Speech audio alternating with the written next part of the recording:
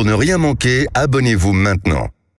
Les vraies voix Sud Radio, 17h-20h, Philippe David, Cécile de Ménibus.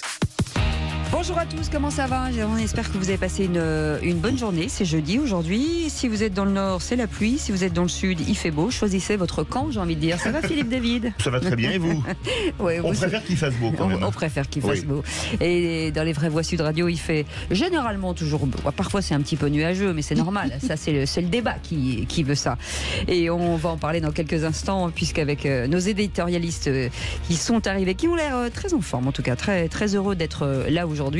En tout cas, vous, au 0826 300 300, c'est votre émission. Vous pouvez intervenir quand vous voulez. Allez, au sommaire de cette émission, ils sont restés au bout de la nuit, ou presque, en tout cas, après 12 heures de huis clos entre le président de la République et les chefs de parti. Emmanuel Macron a validé le principe de conférence sociale.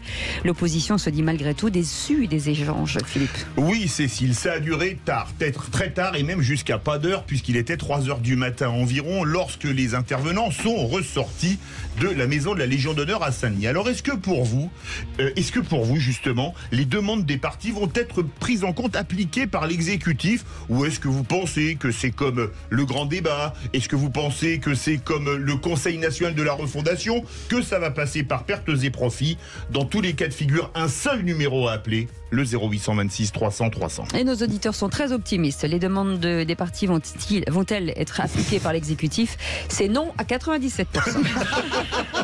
Voilà. Le coup de projecteur des vraies voix. Mauvaise nouvelle pour les consommateurs. L'inflation rebondit, en tout cas ce mois d'août, avec une hausse de 4,8% par rapport à l'année dernière, suite à une réunion avec Bruno Le Maire. Les industriels de la consommation se sont engagés à bloquer les prix de 5000 articles en magasin, Philippe. Oui, Cécile. Et on va se poser cette question. Le gouvernement a-t-il les moyens de lutter contre l'inflation? Puisque c'est pas le gouvernement qui décide du cours du blé, du cours du pétrole. Alors il pourrait jouer sur le prix de l'électricité pour lutter contre l'inflation, mais ce serait quand même à la marge pour nombre de personnes. Alors vous pensez que le gouvernement a les moyens de lutter, ou vous pensez qu'il peut rien faire, que c'est la loi du marché et que ça doit fonctionner comme ça, qu'on n'est pas en Corée du Nord? Appelez-nous encore une fois au 0826 300 300. Et donc est-ce que ce gouvernement a les moyens de lutter contre l'inflation? C'est un petit oui à 37%. On vous souhaite la bienvenue. Donc c'est un grand non à 63. Voilà, c'est ça. J'essaye de trouver du positif, vous savez, vous me connaissez un peu, ma bienveillance absolue. Allez, bienvenue dans les vraies voix jusqu'à 19h. Les vraies voix Sud Radio. Et avec nous aujourd'hui, comme chaque fois, Philippe Bilger. Comment ça va, mon cher Philippe? Très très bien, ma chère Cécile. Mon cher Philippe. Un tout petit bon anniversaire. Voilà, c'est passé. Bon anniversaire, voilà, Philippe. Non, c'est passé, c'est fini. C'est comme ça. Hop, voilà, Oui, c'est fini. c'est pas fait. Voilà, c'est passé. Absolument. Avec Françoise Degois, éditorialiste Sud Radio et LCCI, auteur de L'homme qui n'avait pas d'amis, chez Plomb. Ça va, Françoise? Ça va super bien. Je suis en très grande forme. Bon anniversaire. Merci. Voilà. Ça. Et Virginie Calmel est avec nous. Bonsoir, Virginie. Bonsoir. Présidente fondatrice de Futurae, qui est l'école des métiers de demain dans les industries créatives. Comment va cette école, chère Virginie? L'école va bien, chère Cécile. On continue à recruter des étudiants parce que, comme vous le savez, il y en a pas mal qui restent sur le carreau, notamment les déçus de Parcoursup. Et, c'est étonnant. Et nous, on continue à ouvrir nos portes pour une rentrée fin septembre. Je crois toujours que le monde appartiendra aux créatifs demain. Et donc, ces filières qui débouchent sur l'emploi sont très demandées. Ouais, bah et oui. donc, à Boulogne-Billancourt ou à Bordeaux, en bachelor, post-bac ou en master. Voilà. Futurae, voilà, vous attend. Et bon anniversaire à Philippe quand même. Ça devait être super discret. C'est le sujet essentiel.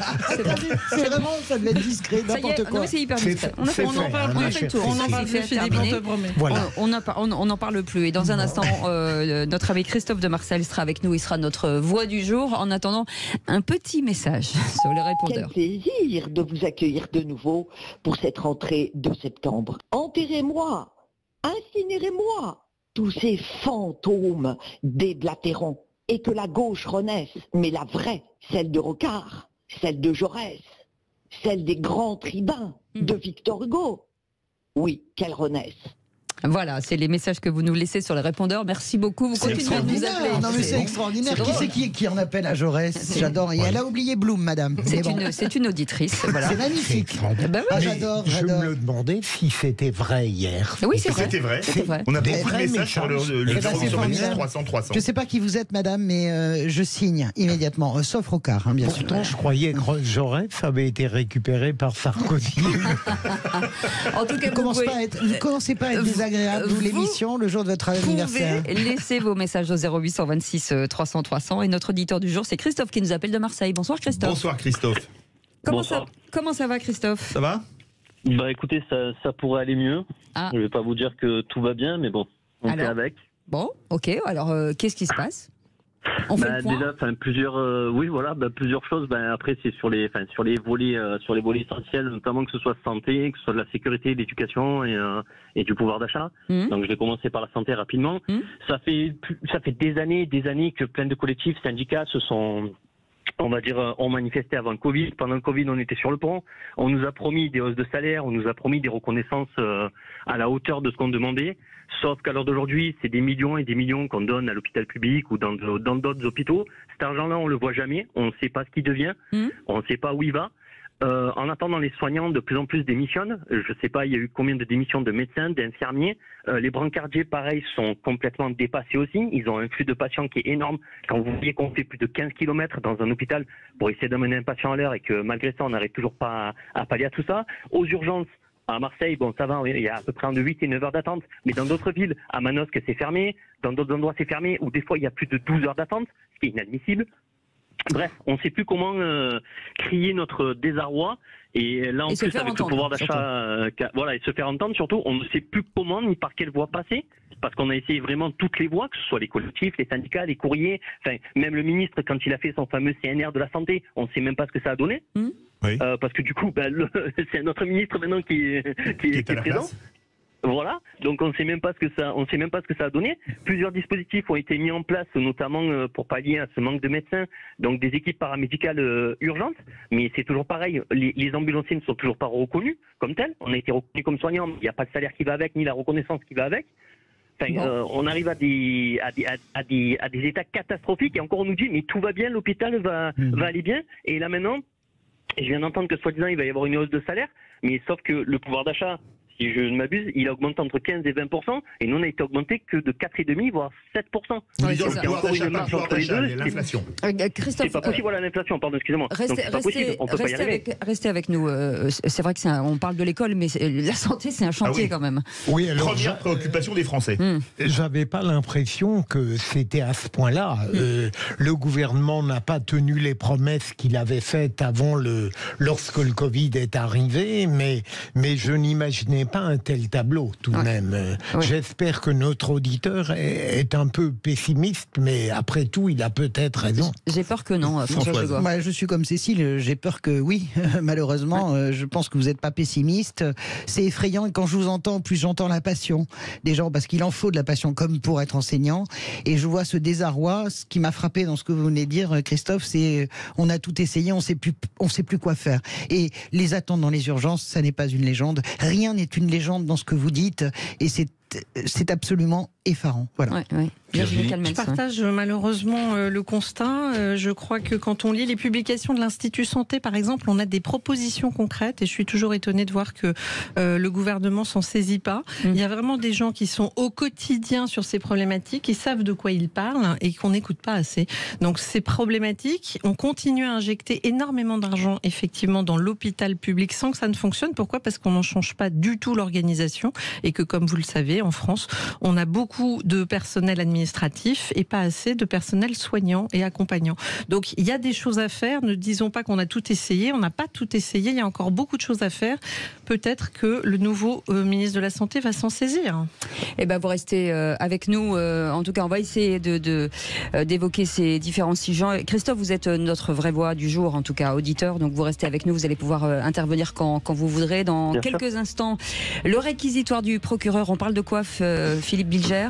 On parle des autodafés interdits au Danemark. On va en parler dans quelques instants. Et puis il y aura les 3 mots de l'actu avec Félix Mathieu. On vous souhaite la bienvenue. Le numéro de téléphone, vous le connaissez, 0826 300 300. Aude est à l'autre bout du fil. Elle vous attend avec joie. Et nous aussi, jusqu'à 19h. Bienvenue, les Vraies Voix Sud Radio.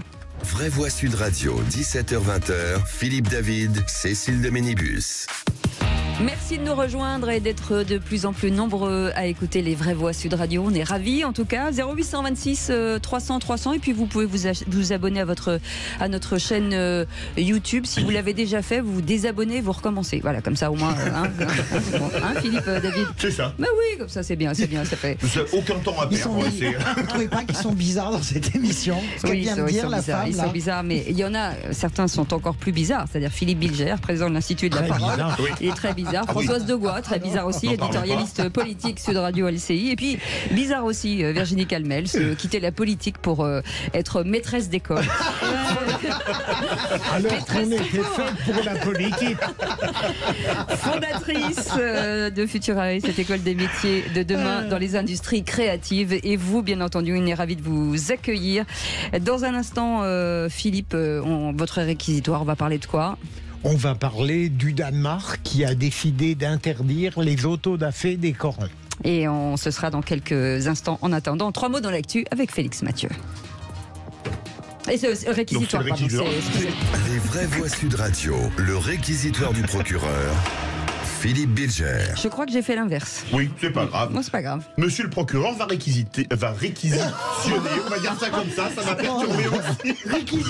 Réquisitant, mon Dieu. Réquisitant contre les autodafés. C'est le gouvernement danois qui l'a décidé d'ailleurs. Ouais. J'ai toujours beaucoup aimé la social-démocratie à la danoise, très particulière, mais je n'imaginais pas qu'elle saurait si bien concilier la nécessaire rigueur contre les immigrés clandestins et avec la dureté de ces processus, et en même temps, et j'espère vraiment ne choquer personne, le fait que tout à coup elle comprend, cette social-démocratie, que le droit au blasphème, bien sûr, est tolérable, mais que ça n'est pas faire preuve de lâcheté que de brûler, que de demander qu'on ne brûle plus les Corans. Je veux dire, même à l'époque où la France a été victime de terribles tragédies terroristes, je pense même à Charlie Hebdo,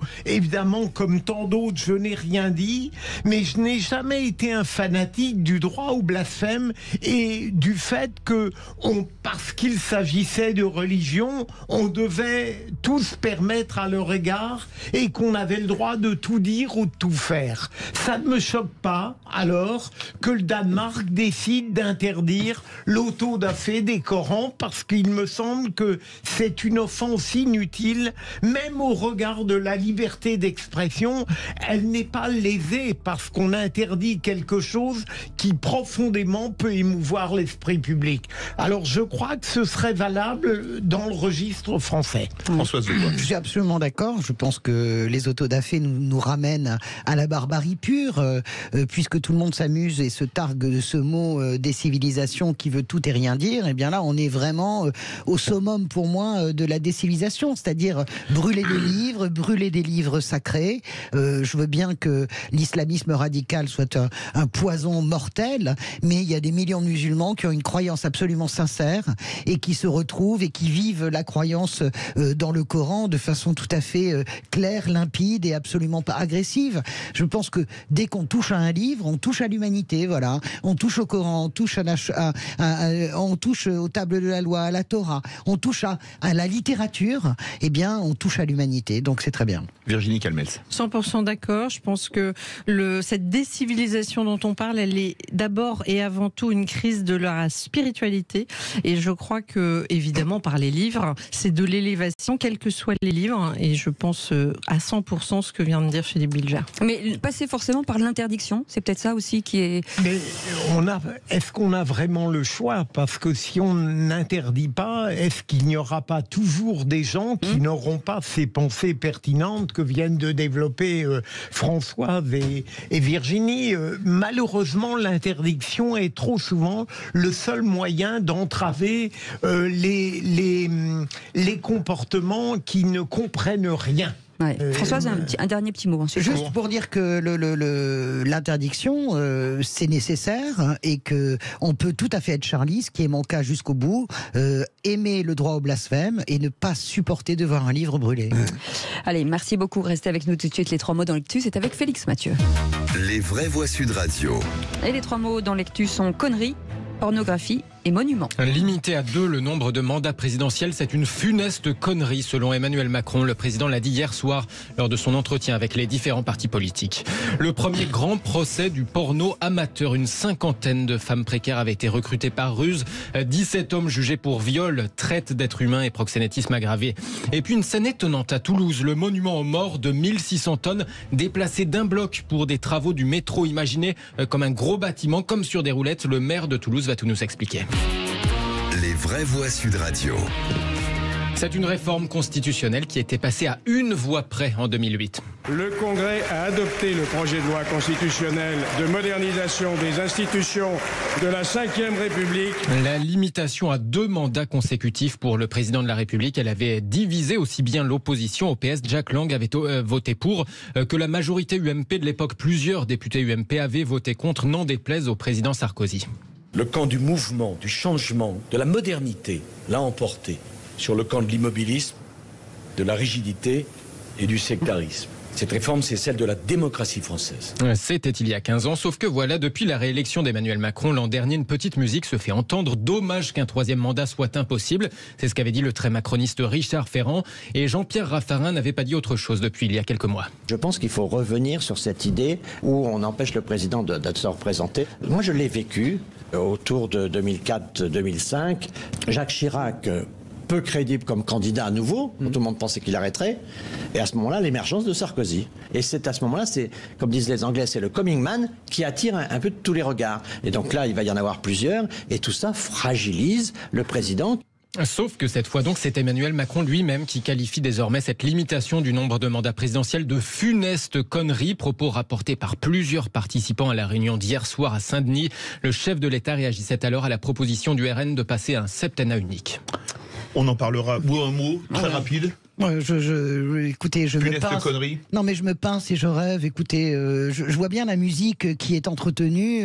Point barre, Emmanuel Macron termine son mandat à 2027. S'il veut revenir, il attendra 5 ans. Écoutez, on va pas non plus. On peut passer 50 ans sous le règne d'Emmanuel Macron. Enfin, c'est du délire. Je n'accepte pas. Philippe Bilger, un mot rapide. Moi, je suis assez là-dessus. Je veux dire, derrière tout cela, il y a l'envie peut-être à nouveau de représenter une première dans notre histoire politique, de disparaître puis de revenir. Et puis, franchement, 10 ans, c'est long pour les gens qui n'approuvent pas cette présidence.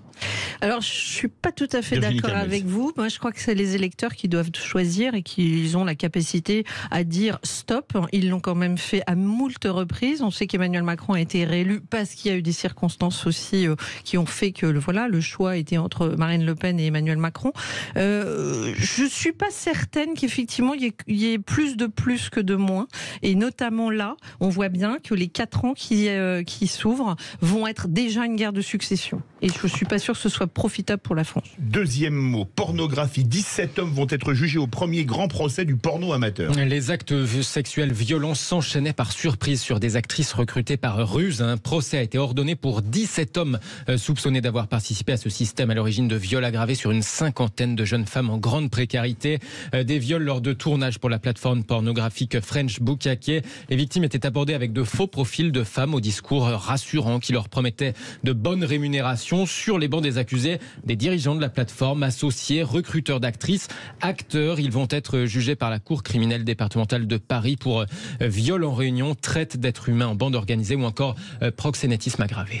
Et on passe au troisième mot. C'est fait, le monument aux morts de Toulouse a quitté la place historique. 1600 tonnes déplacées d'un bloc, une première en France. Le monument, gros comme un bâtiment, a fait sa promenade aujourd'hui comme sur des roulettes. Il quitte les allées Jules Guesde pour s'installer 30 mètres plus loin. Objectif, libérer la place pour le chantier de la 3e ligne de métro et la nouvelle station qui va avec. Alors l'enjeu, c'était aussi d'éviter de couper 50 platanes comme l'avaient envisagé les ingénieurs, explique le maire de Toulouse, Jean-Luc Moudinque. Les habitants du quartier, évidemment, se sont émus de tout cela. Moi-même, je n'étais pas d'accord et donc c'est une solution que nous avons écartée. Puis il y avait un inconvénient majeur à cette solution. Comme il faut relier la future ligne C à la ligne B existante, il aurait fallu organiser un couloir entre le milieu des allées François-Verdier et la station de la ligne B existante. Ce qui fait que les gens, pour aller d'une ligne à l'autre, auraient dû trotter, perdre beaucoup de temps. J'ai arbitré en faveur de ce que les techniciens, au départ, avaient écarté. Creuser sous le monument aux morts. On va creuser 35 mètres, l'équivalent en hauteur d'un immeuble de 12 étages. Jean-Luc Moudinque, maire de Toulouse, au micro Sud Radio de Christine Bouillot. Le monument aux morts reviendra à sa place d'environ 5 ans à la fin des travaux. Merci beaucoup. Merci Félix Mathieu.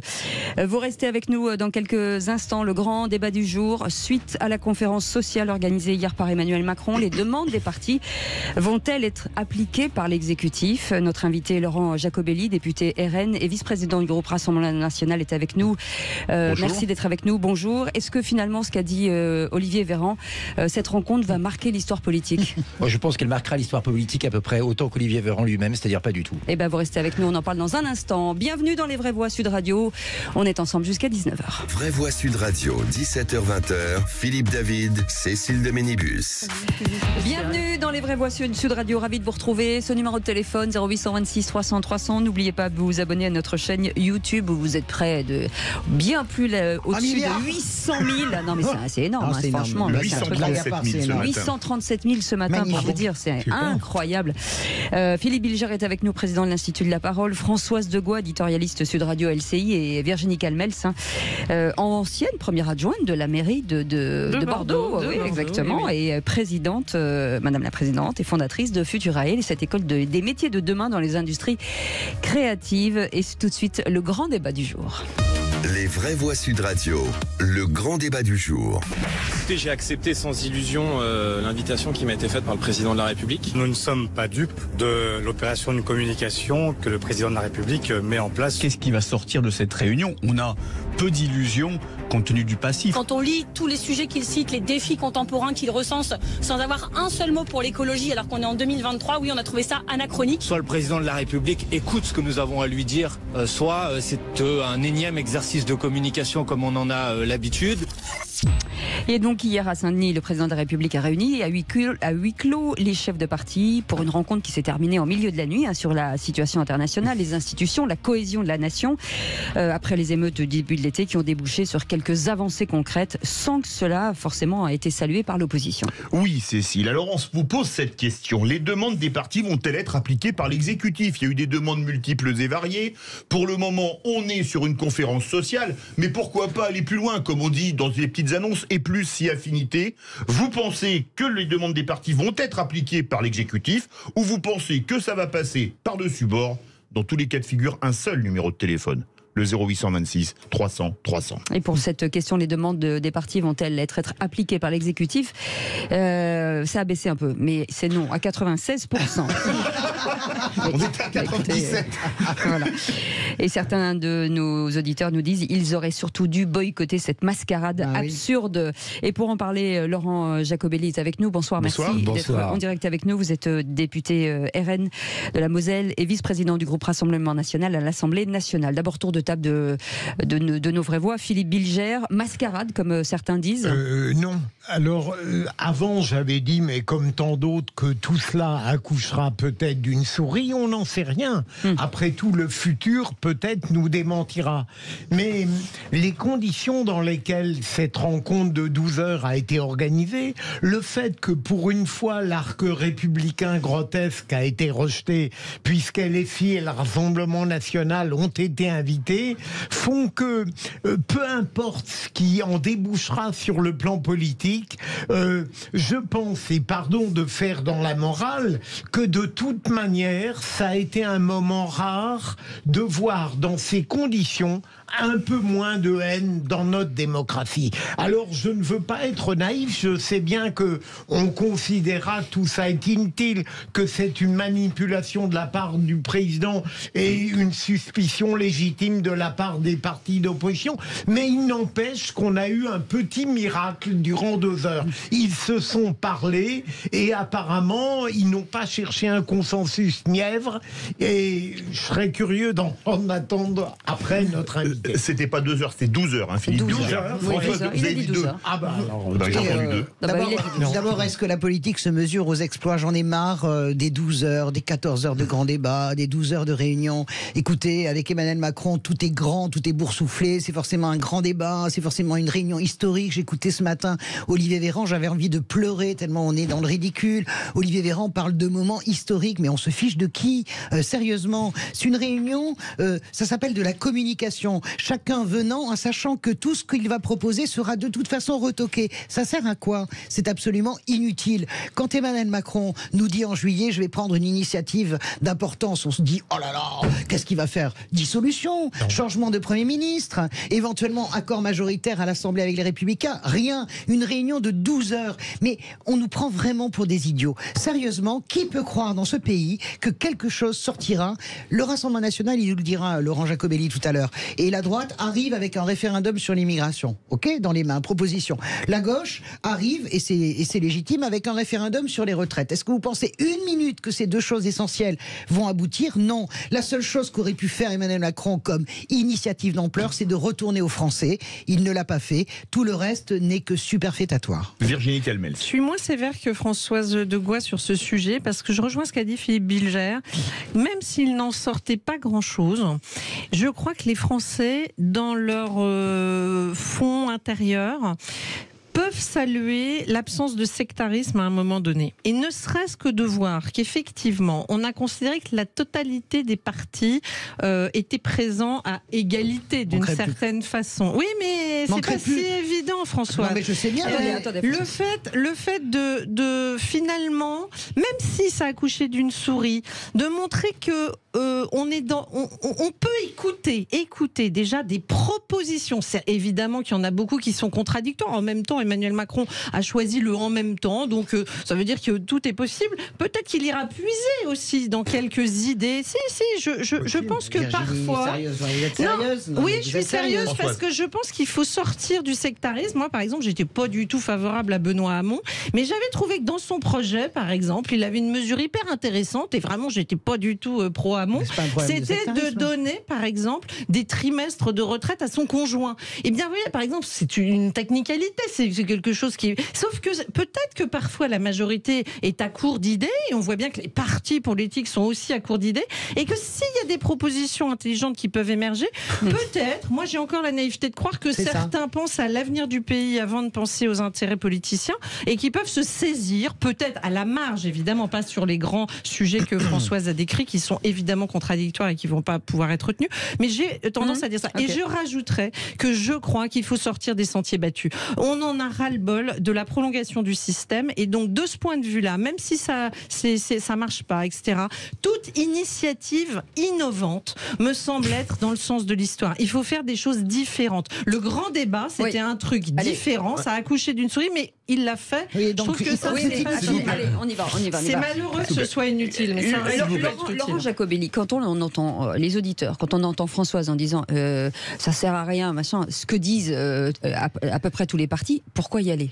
Il faut y aller d'abord pour dire au président de la République ces 4 vérités, lui donner un peu le pouls du pays réel, lui qui est hors sol, enfermé dans sa tour d'ivoire qui s'appelle l'Élysée, entouré simplement de conseillers qui ne lui répètent que ce qu'il veut absolument entendre. On a là un homme seul qui n'écoute jamais personne. Donc pour une fois, pendant 12 heures, l'avoir dans une pièce et lui dire ce qui se passe vraiment dans le pays, c'est pas forcément inutile, et c'est ce qu'a fait Jordan Bardella sur des questions essentielles comme le pouvoir d'achat, la sécurité, l'immigration. D'autres sont venus avec leur thème. Mais honnêtement, j'écoute un peu les commentaires des grandes voix depuis tout à l'heure.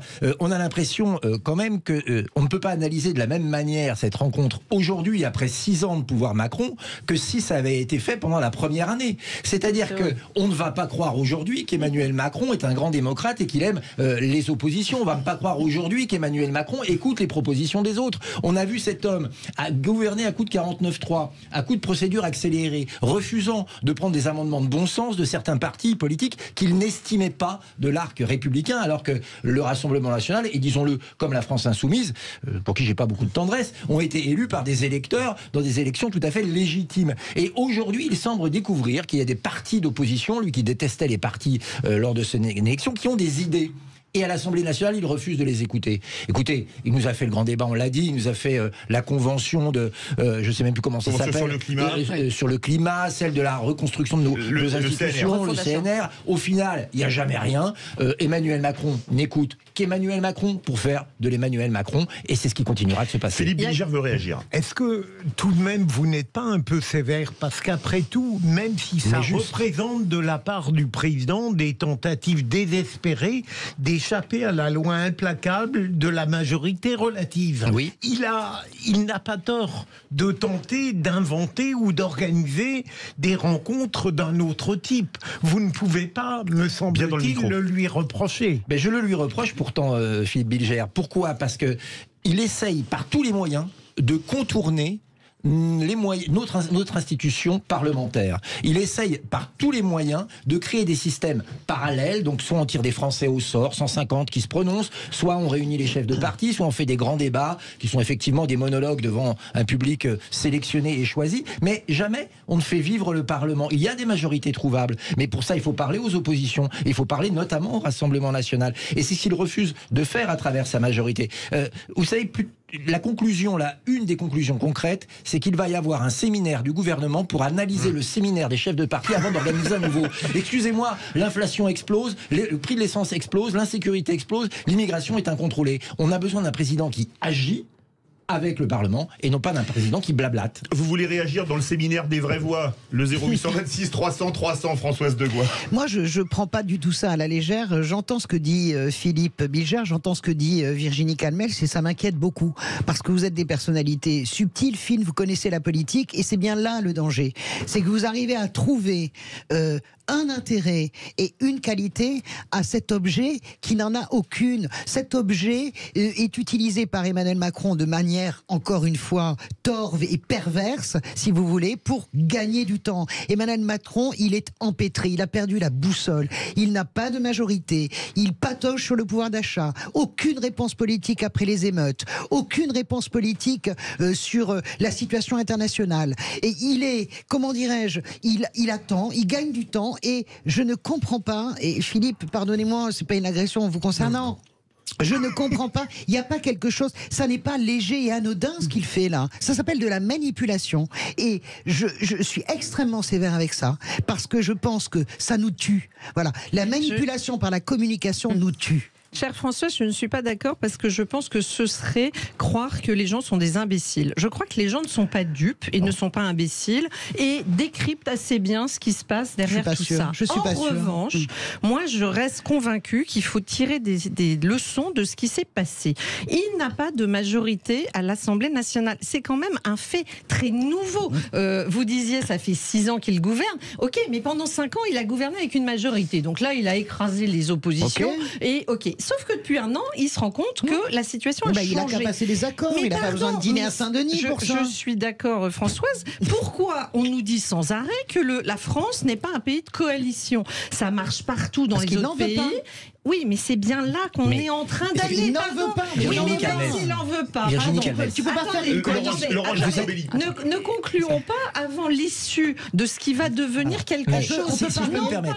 Non pas de soi volonté, mais admettons qu'il y ait une motion de censure.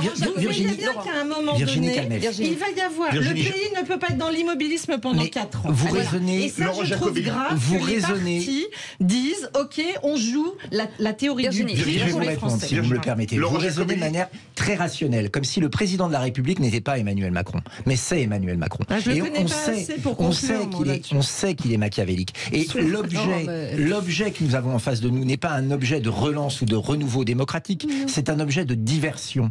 OK, la France a des problèmes très graves. On sort d'émeutes. L'inflation n'est pas maîtrisée. Et on va avoir des faillites terribles d'entreprises. Il y a des Français aujourd'hui qui ne se nourrissent plus un repas sur 2. Face à cela, qu'est-ce qu'il dit ? Il dit on met les compteurs à zéro. Je vois tous les partis politiques et on va réfléchir à des solutions. Allez. Pour demain pouvoir dire, vous voyez, ils n'ont rien proposé.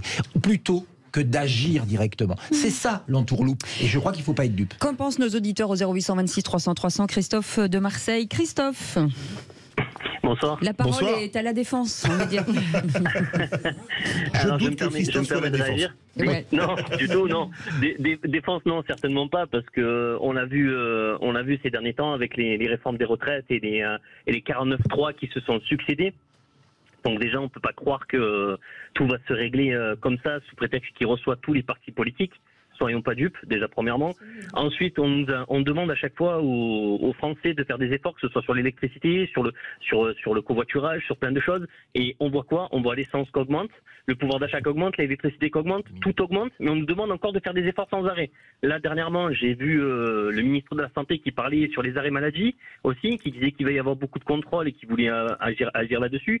Mais à un moment donné, quand est-ce qu'il va vraiment agir ? Comme vous dites, c'est de la poudre aux yeux. Alors certes, tout le monde dit c'est historique qu'il reçoit tous les partis politiques. Non, mais tout le monde ne le dit pas. Ça s'appelle la démocratie. C'est normal qu'il reçoit tous les partis politiques. Tout le monde le dit pas. Tout le monde. Enfin, une grande partie dit c'est historique, c'est bien ce qu'il fait, il reçoit les partis politiques. Mais heureusement, on est en pleine crise et rien ne va dans tous les secteurs. Vous prenez n'importe quel secteur. À l'heure d'aujourd'hui, en France, il n'y a rien qui va. Tout dégringole. Donc à un moment donné, c'est un peu normal qu'ils reçoivent un peu tout le monde pour avoir des idées et pour avoir un peu le pouls des Français et d'avoir des solutions. Mais les solutions, faut qu'elles soient concrètes. Faut pas qu'elles soient que du blabla. Faut qu'il y en ait surtout. Laurent Jacobelli. Oui, non, mais ce qu'on entend, et je crois que votre auditeur, c'est un peu ce qu'il dit en filigrane, c'est que, en fait, le président de la République, on a l'impression qu'il découvre un objet avec lequel il est très mal à l'aise, qui s'appelle la démocratie et nos institutions républicaines, pour régler des problèmes d'un autre objet avec lequel il est très mal à l'aise, c'est le peuple français. Et on a un président de la République qui ne sait pas quoi faire, qui est très franchement un président qui n'a plus du tout de boussole, qui ne sait pas où il va, qui voit que ça flambe de partout, que ça se détricote de partout et qui, je pense, a une peur panique de l'échec. Parce qu'on connaît son ego, je pense que c'est pas une légende, et qu'il ne voudrait pas être le président de l'échec. Et donc il s'agrippe à des machins, à des trucs qui font à la fois diversion et qui lui permettent de diluer la responsabilité. Laurent Jacobelli, maintenant qu'on fait des constats, c'est quoi les solutions ? Qu'est-ce qu'on peut apporter comme solution ? Aujourd'hui, on en est où ? Françoise, allez-y. La solution, mais je ne sais pas si Laurent... c'est la dissolution. Il y a une dissolution. Moi, je pense que dans une période comme ça, quoi qu'il advienne, il faut revenir au peuple. La seule chose qui va pouvoir, genre sous forme de référendum, sur des questions pas multiples, surtout pas, mais il faut revenir au pays, il faut revenir aux urnes. La deuxième solution, si Emmanuel Macron est coincé, il passe un accord de majorité avec les Républicains, il fait rentrer des Républicains au gouvernement, on n'en parle plus. Allez, heureusement, les Républicains n'en veulent pas en majorité, ma chère Virginie. Je sais que nous ne sommes pas d'accord. Mais Laurent, pardon de ramener toujours un petit peu le débat sur la méthode et la morale républicaine. Est-ce que, à force de présumer qu'Emmanuel Macron, dans tous les actes qu'il entreprend et qu'il en l'occurrence, ont permis un dialogue de 12 heures, est présumé manipulateur. Est-ce que vous-même, vous ne participez pas un peu à une dégradation de la vie démocratique ? Il reste à peine une minute. Non, je ne crois pas, parce que Jordan Bardella, il est allé avec des propositions concrètes sur le pouvoir d'achat, sur l'immigration, sur un certain nombre de questions sur l'éducation nationale. Donc on a joué les jeux démocratiques, parce que nous plaçons dans la perspective de l'alternance. En revanche, il ne faut pas être dupe. On connaît Emmanuel Macron. Ça fait 6 ans qu'il fait des réunions. Alors parfois avec les syndicats, parfois avec les hommes politiques, parfois avec les Français, qu'il en ressort quoi? Absolument rien. Et nous sommes dans une situation d'urgence où les Français vont mal, où ils sont pessimistes pour l'avenir de notre pays, et on a un président qui n'agit pas. Eh bien, ces deux raisons-là font que nous sommes pour le moins sceptiques. C'est parce que justement, nous croyons en notre République et notre démocratie. Merci Laurent Jacobelli, député RN de Moselle et vice-président du groupe Rassemblement National à l'Assemblée nationale. On va vous garder pour le jeu. Et je tiens à remercier tout particulièrement les politiques d'écrire et de dire des bêtises, ce qui nous permet d'avoir un bon quiz de l'actu. Et c'est dans un instant. À tout de suite. Vraie Voix Sud Radio, 17h-20h, Philippe David, Cécile de Ménibus. C'est les Vraies Voix Sud Radio jusqu'à 19h. L'équipe au grand complet avec Philippe Bilger qui est avec nous aujourd'hui. Virginie Calmels, ancienne adjointe de la mairie de Bordeaux et présidente de la fondatrice de cette école Futurae, l'école des métiers de demain dans les industries créatives. Et une autre créative, Françoise Degois. Pour être créatif, journaliste il y a intérêt quand on est à gauche, il y a intérêt de créer au moins l'espoir. Voilà, c'est ça. L'espérance, tu vois. Et nous avons gardé avec nous Laurent Jacobelli. Merci en tout cas d'être resté avec nous pour ce magnifique. Et je pense qu'il va être historique, comme certaines le disent. Le quiz de l'actu. Les Vraies Voix Sud Radio, le quiz de l'actu. Et nous sommes avec Christophe de Marseille. Christophe, est-ce que vous êtes prêt ? Oui. Alors, je vous rappelle les règles. C'est vous qui répondez en premier et en priorité. Et ensuite, la meute peut se battre. Okay. Je rappelle qu'il n'y a rien à gagner. Il faut quand même être extrêmement je ne peux plus tricher. C'est ça. Moi non plus. Absolument. C'est pour ça que vous ne gagnez plus. Question, qui c'est qui l'a dit ? En sortant des rencontres de Saint-Denis, j'ai eu l'impression de vivre un peu 12 heures sur la planète Mars. Bompard. Non, c'est pas vous, c'est à l'auditeur d'abord. Virginie. Alors, non. Pardon. Oui, alors, j'ai Christophe allait le dire, il est des Bouches-du-Rhône, Manuel Bompard est député des Bouches-du-Rhône, donc le point est pour Christophe. Bravo Christophe. Je répète, Virginie, vous ne pouvez pas répondre. Ce fut trop spontané, excusez-moi. Virginie est transgressive. S'il vous plaît, second, qui c'est qui l'a dit? Qui c'est qui l'a dit, toujours en sortant des rencontres de Saint-Denis? Au pire, il ne se passera rien. Au mieux, quelques propositions vont prospérer. Christophe. Pas Monsieur Bardella? Non. Allez, c'est à vous. Mathilde Panot? Non. Non, pas Non. Monsieur Faure? Non, pas le même bord. Non. Ciotti. Oui, bonne réponse de Virginie Calmels. À la fin, on a fait tous les participants. Écoutez bien, Christophe, cette question est pour vous. Qui c'est qui l'a dit au sujet des élèves arrivant en abaya à l'école à la rentrée? Je sais. Bon, écoutez, Françoise, les élèves seront accueillis et il y aura un échange avec eux pour leur expliquer le sens de la règle. Je sais. Christophe. Je sais pas, Monsieur Ciotti? Non. Gabriel Attal. Bonne réponse de Françoise Degois, qui a été la plus rapide là. Gabriel Elle a été la Attal, seule. le ministre de l'Éducation nationale. Qui c'est qui l'a dit? Le nucléaire n'est pas adapté au dérèglement climatique, il faut donc en faire une sortie planifiée. Christophe, votre réponse? Oula. C'est une femme. Je sais pas. Sandrine Rousseau? Non. C'est tellement extrême, ça aurait pu. Et ton de lit? Non, elle n'est pas verte. Non. Ségolène Royal? Non. Une Corinne Lepage. Mathilde Panot. Bonne réponse de Laurent Jacobelli, Mathilde Panot. Ah, si c'est pas Rousseau, c'est pas nous. Comme vous êtes, s'il vous plaît. Allez, Christophe, écoutez bien cette question, Vas-y, elle est pour vous. Qui c'est qui l'a dit? Les abayas sont interdites. Ce qui crispe les choses, c'est quand il y a du flou, il faut retrouver l'autorité, le respect du professeur, des règles. Là, j'allais dire Monsieur Bardella. Non, c'est non. pas Attal? Non, c'est pas Attal. Véran? Bonne réponse de Virginie Calmels, Olivier Véran. Virginie Calmels, elle fait ça, boum. Allez, On est en 2-1-1-1. Qui c'est qui l'a dit? Alors désolé, mais ça va donner de l'urticaire à Françoise Degois au sujet de la NUPES.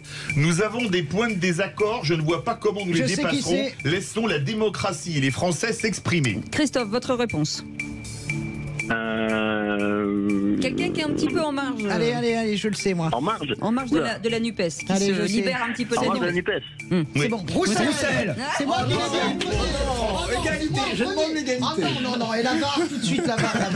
C'est moi en premier. Allez, égalité, on nous dit le micro. égalité parfaite de notre Donc, réalisateur Françoise Benoît. Et Laurent.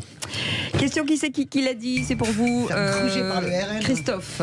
On était ravis que Ségolène Royal soutienne Jean-Luc Mélenchon à la présidentielle. Mais là, à en faire une tête de liste aux européennes, je l'ai bien joué ou pas? Christophe. Il veut sauver des moustiques. Quelle mouche l'a piqué? Émeric Caron. Françoise. Mais non, mais Françoise, mais je pensais qu'il n'avait pas fait. Non, mais vous savez très bien, arrêtez. Non, je savais de pas mauvaise très foi, bien. Françoise. Ah non. Si, vous faites ça à chaque fois. Allez, donne-lui à chaque fois. Allez, le suivant. Qui c'est qui l'a dit?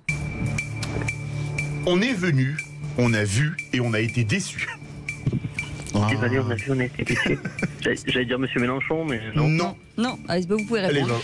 Bompard. Non, Tondelier. Bonne réponse, Tondelier. Ce qu'a dit, c'est Virginie Calmels.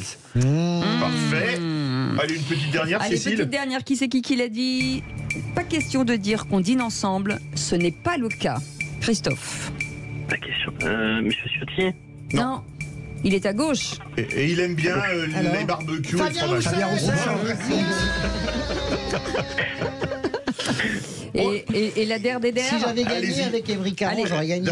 Qui c'est qui l'a tweeté? Je rassure, Fabien Roussel comme lui, je fais mes courses. Je ne donne pas de leçons de connexion ou de déconnexion. C'est absurde. La question, c'est l'action. C'est beau. Ah, je sais. C'est beau. Christophe. Et les ministres, allez, on vous aide. Mais c'est chez nous. Christophe Béchu. Non. Le maire. Non. Ah, Véran. Non. Darmanin. Non. Je fais mes cours. Ah, mais oui, Bruno Le Maire. Non. Ah Non, bon c'est fini, Et Clément c'était Beaune. Clément Beaune. Bravo, Christophe. Bravo, Christophe.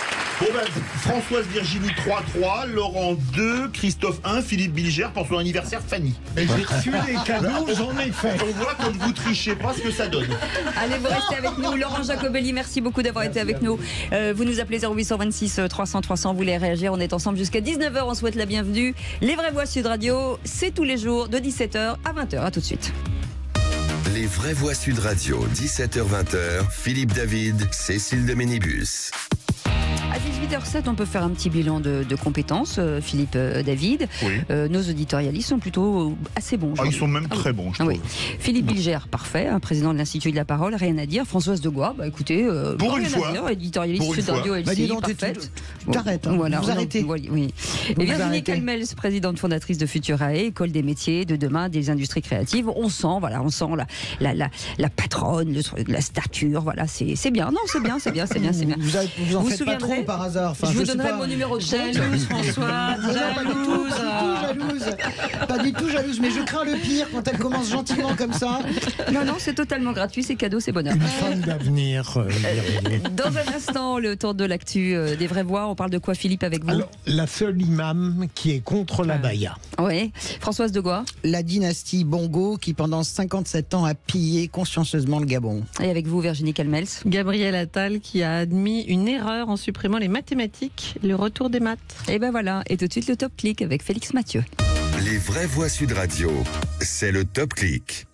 Et c'est une vidéo qui fait rire jaune, ou plutôt grincer les dents sur les réseaux sociaux. Félix, un détenu a installé, on en rit, une piscine dans sa cellule. Oui, et il y en a que ça fait pas rire du tout. Par contre, c'est le syndicat FO Justice qui partage ces images. Un streamer parle tranquillement de football à ses abonnés sur les réseaux sociaux.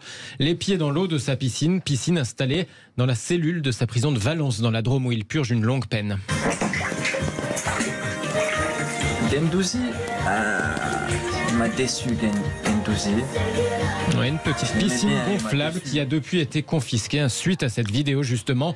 Mais la question que pose FO Justice, c'est comment elle a pu se retrouver dans cette cellule via le parloir ou bien via un drone. Et surtout, si on peut introduire une piscine en douce comme ça, qu'est-ce qu'on peut imaginer d'autre de beaucoup plus dangereux comme des armes ou de la drogue? Alors le syndicat, il voit une illustration du manque de moyens pour la justice et pour l'administration pénitentiaire. Par exemple, cette prison de Valence dans la Drôme ne possède pas de brouilleur anti-drone. FO Justice tweet: à la prison de Valence, entre chaleur, agression et piscine, il ne manque plus que la crème solaire. C'est dingue. C'est dingue, hein. Oui. Parce que je ne sais pas si vous avez vu la taille de la piscine. Elle fait, je sais pas, un bon mètre de diamètre. Mètre carré, Comment elle est rentrée? Comment il l'a remplie? Surtout comme ça, au vu et au su des gardiens, je comprends pas. C'est délirant. J'espère qu'aucun gardien n'est complice. J'adore cette question. J'imagine qu'il va y avoir une enquête. Une enquête, oui, ça c'est clair. Autre sujet, Félix Mathieu, le ministre des Transports, Clément Beaune se dit favorable à la légalisation de la GPA. Légaliser la gestation pour autrui, mais pas au cours du quinquennat actuel, explique Clément Beaune dans la grande interview sur CNews, une prise de position personnelle donc. Ça n'est pas dans le programme présidentiel ou législatif que nous avons proposé aux Français, que le président a proposé aux Français en 2022. C'est clair et net. Ensuite, ces débats de société mettent toujours du temps. Et donc je pense que quand on est un responsable politique, c'est aussi une conviction personnelle que j'ai exprimée, on doit nourrir ce débat avec des arguments. Il n'y a pas de vérité révélée. Ça fait partie des combats pour les droits et pour l'égalité, qui fait partie en effet de mon ADN et de mes engagements. Et puis je l'ai dit aussi parce que je crois que sur les sujets intimes, c'est vrai pour la fin de vie, c'est vrai pour la PMA qu'on a voté, j'en suis très fier, mais qui a été un long débat. C'est vrai demain, parce que ce sera un débat qui reviendra dans la société, la GPA. Il faut réfléchir et poser des arguments. Il n'y a pas de vérité absolue. Clément Beaune justifiait ici une prise de position déjà énoncée un peu plus tôt dans une interview à l'Obs. Il dit avoir personnellement évolué sur le sujet. Je le cite. D'abord l'amour, dit-il. Il y a d'un côté tellement d'enfants en souffrance et de familles dysfonctionnelles, et de l'autre tellement de couples qui portent dans leur cœur un projet d'enfant. Ensuite, la justice, plaide Clément Beaune. Aujourd'hui, dit-il, les Français peuvent en fait déjà avoir recours à la GPA, mais pas tous les Français, dit le ministre des Transports. Oui, et je suis scandalisé par cette proposition, car la GPA, c'est la marchandisation tant des enfants que du corps des femmes. Outre ceci, la GPA, c'est un scandale social.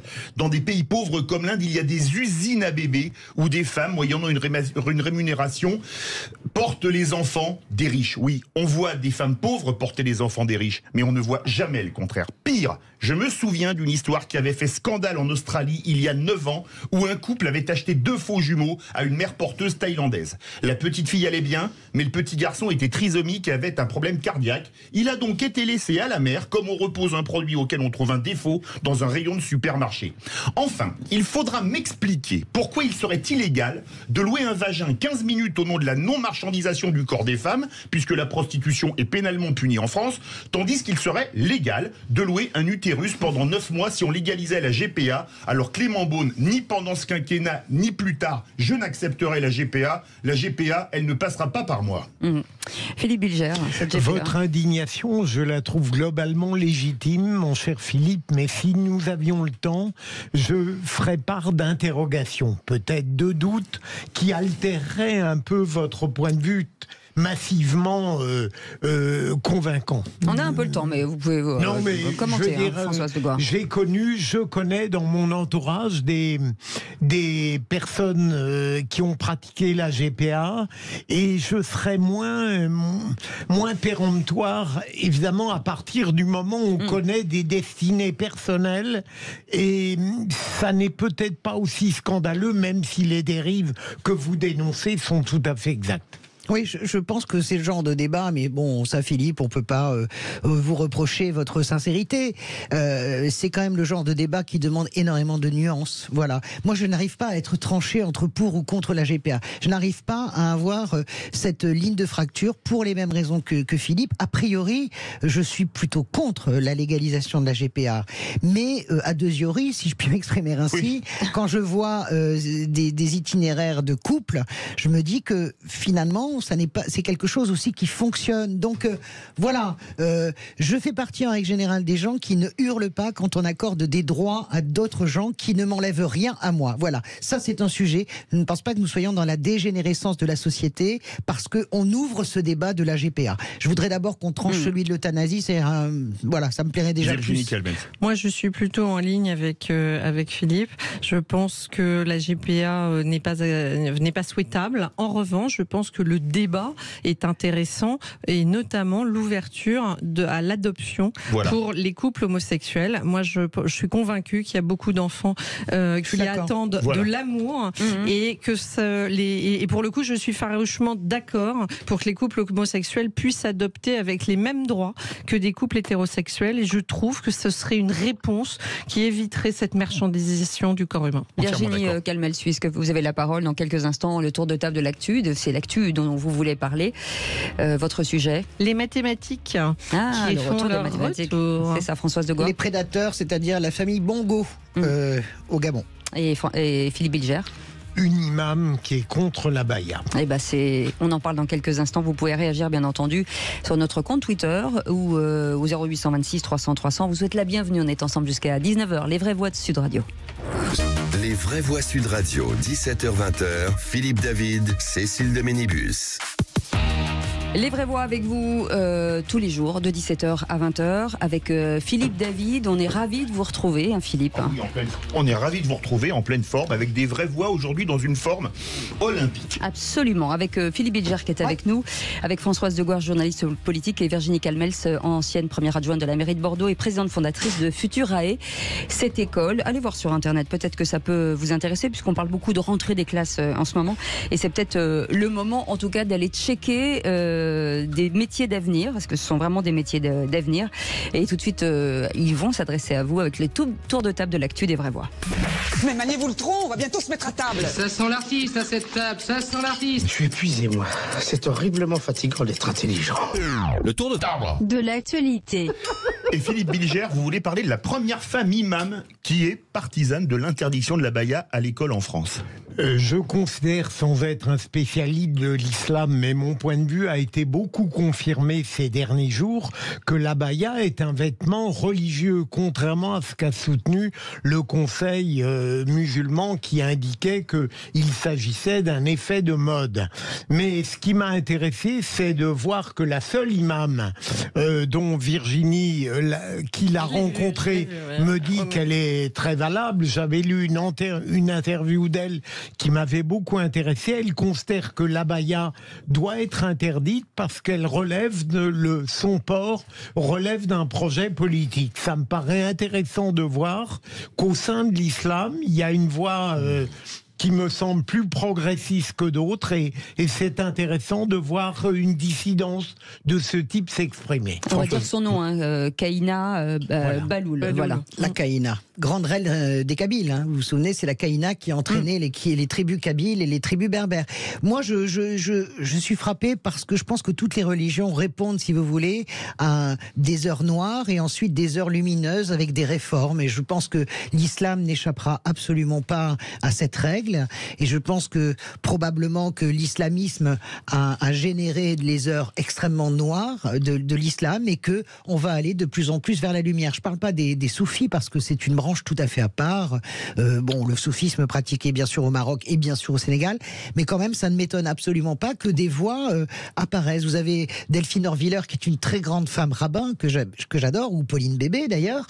Voilà, il y a quelque chose du domaine de la progression, de la réforme. Mais ça a tout à fait plein d'espérance en fait. Vous faites assez peu de sophisme vous-même, ma chère Françoise. J'ajouterais, c'est agréable. Si vous me permettez un petit clin d'œil féminin, j'ajouterais que c'est pas le hasard à mon avis.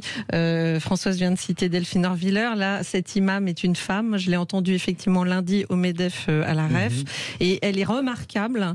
Et je pense qu'elle mérite vraiment beaucoup d'attention et que ça viendra peut-être effectivement ces lumière dont on a besoin pour éviter de rentrer dans des guerres de religion. On a besoin de positions aussi intelligentes et ouvertes absolument, qu'elle incarne. Et le fait d'être une femme, à mon avis, n'est pas totalement étranger à cette position. On a du temps là. Un petit peu, oui.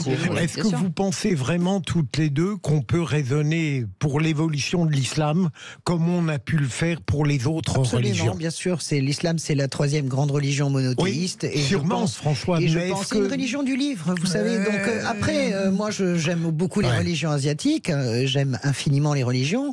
Je pense que les religions obéissent absolument à des cycles. Et je suis tout à fait, absolument persuadé que l'islam obéit au même cycle. Il y aura des résistances absolument terribles, c'est évident. Mais ce cycle-là, vertueux, arrivera, c'est inévitable. Je vous conseille de lire un grand chercheur qui s'appelle Majid Terranian, qui est un type absolument extraordinaire et qui explique ça très bien. Et le fait que ce soit porté par une femme, et voilà, cet islam libéral, est-ce que ça va changer quelque chose? Est-ce que ça peut changer quelque chose, véritablement? Moi, je le crois, mais malheureusement, là où je suis un petit peu plus réservée que Françoise, malheureusement, comme vous le savez, il n'y a pas un chef, il n'y a pas une position unique. Donc cette femme apporte au débat, cette femme éclaire, cette femme apporte de la lumière, cette femme apporte de l'ouverture, mais malheureusement, elle va malheureusement être mise en minorité probablement, évidemment avec des voix très dissonantes. Moi, je dis pas que tous les catholiques sont derrière le pape, mais malgré C'est tout, pas il y a vrai, quand bien même sûr. à un moment, bien sûr, Oui. et je ne le dis pas, Attention, on a mais il y a plus quand beaucoup de même temps. une voix